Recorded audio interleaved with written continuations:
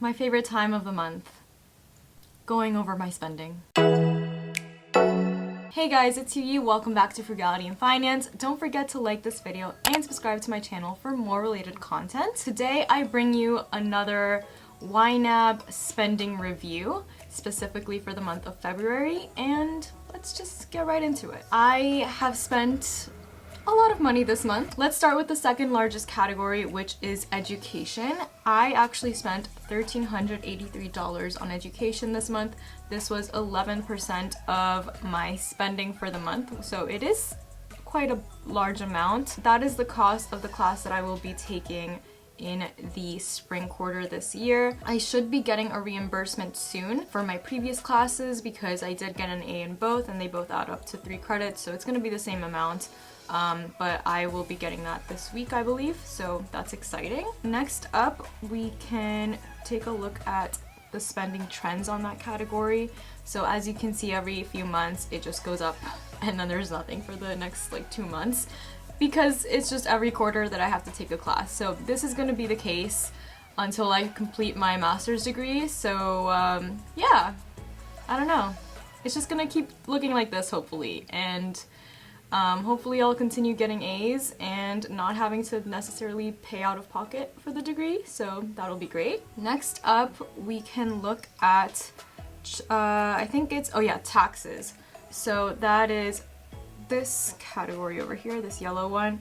I spent $529.98 on taxes this month. It is a lot of spending on taxes. You know, I wasn't particularly expecting to owe that many or spend that much. As you can see in the trends graph, I was paying self-employment tax a little bit earlier this year. Like, as you can see, the last real payment was in May, I think, and that's because I was a freelance ghostwriter. I wasn't making that much money, so at some points I would just pay $1 because I was like, do I have to keep making these payments every quarter or am I good? But honestly, the taxes that just come out of my paycheck pretty much cover that, so I think I overpaid in federal taxes at least, but clearly not in state tax because I had to pay $408 in state taxes, and then the rest is just the filing fee because I used H&R Block instead of a free tax software, just because they have all my information already, and I am lazy and I value my time a lot more now than I have in previous years, so I'm okay with spending that money. Transportation. So I spent $439.37 on transportation. If we look at the spending trends, we can see that it's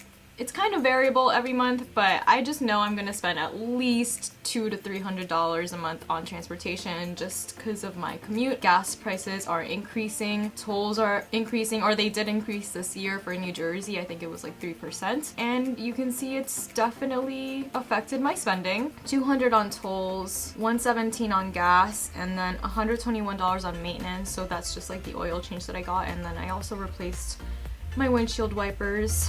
Next up is giving. So I spent $152 on giving. Most of this is just for my parents. I just bought stuff for them. It's not really like a gift, but anyway, that was $152. My baby boy, so that's Percy. I spent $81 on him in February. It's his birthday on Friday, and I'm so excited for him. He's gonna be 3, but technically like 21 in dog years. And someone did point out to me that I didn't really specify the alcohol-related toys that I got for him, but they're just plush toys. He's gonna destroy them, but they're like, basically one of them looks like a White Claw, the other one looks like a bottle of rosé, and yeah, I don't know. It's cute. I'll put a picture here. My friend's texting me about Love is Blind. Oh my god, that show is a mess. As you can see, this month I spent $60 on grooming and then $20 on pet supplies, which is, you know, those are the toys that I got Percy. Next up, we can take a look at health and fitness, which was $75, $40 in gym equipment, and then $35 in doctor. So like, that's really just physical therapy. I had my last physical therapy appointment for my neck. I am now planning to see a specialist this month and see if my neck could get a little better. I don't know if I'm gonna have to see the specialist a lot. I have no idea. Next up, we have refrigerator light. So I spent, I don't know how much I spent. How much did I spend?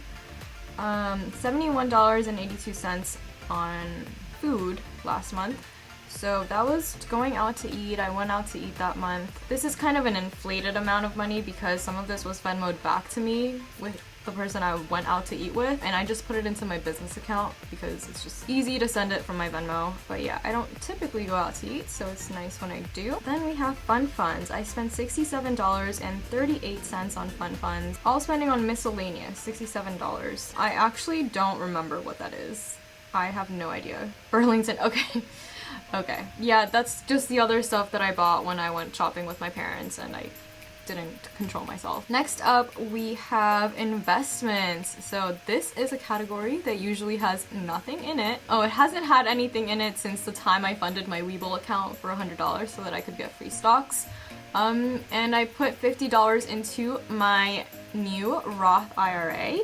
Because I finally opened one, if you guys haven't seen that video. And upon opening it with Fidelity, not Fidelity, they gave me $50. I thought that they were gonna give me $100. I don't see $100 in that account yet, unfortunately, but you know what? I'm not gonna be mad. I only got 50 bucks. Like, it's 50 bucks, you know? So now I technically have $100 in my Roth IRA, which is cool. That was just to fund it and open it and take advantage of like the promotion, but I won't be continually funding it until I am debt-free, which will hopefully be very soon. Next up, we have subscriptions. So this is like the smallest spending category this month, but it's very consistent. So I spent like $41 on it this month. $25 on my phone service, $9.53 on Netflix, which will be going up next month, unfortunately, as we all know. And then $7.45 on YouTube Premium. I am on the student plan, so works for me, and I like watching things without ads and, you know, doing picture-in-picture, listening to videos without having to have the app open. It's great. But yeah, that's my spend. Oh, just kidding. There's one more. There is one more left. Okay, so as you can see here, this is my debt category. And if I just quickly go back to the pie graph, I have sent $9,882.10, 77% of my spending towards student loans. As you can see in this chart here, it is the highest amount I have sent towards student loans since April, and I think ever. I really do not think I will be ever beating that record. That is a lot of money, and thank you to my mom because she contributed a big percentage of that. I know it's at least $6,000, and I'm just so grateful to her, like both my parents, for obviously like letting me live here and helping me out a lot. I do not take it for granted. That really helped put a big dent into my student loan balance. Stay tuned for the next debt and net worth update if you'd like to know what it is, but I think that this amount will give you a good idea of where I'm at right now. Thank you guys so much for watching, and I hope that you're having a good March. Beware the Ides of March though, because there's a lot of crazy things going on in the world right now, and I don't know. I hope that you are doing well.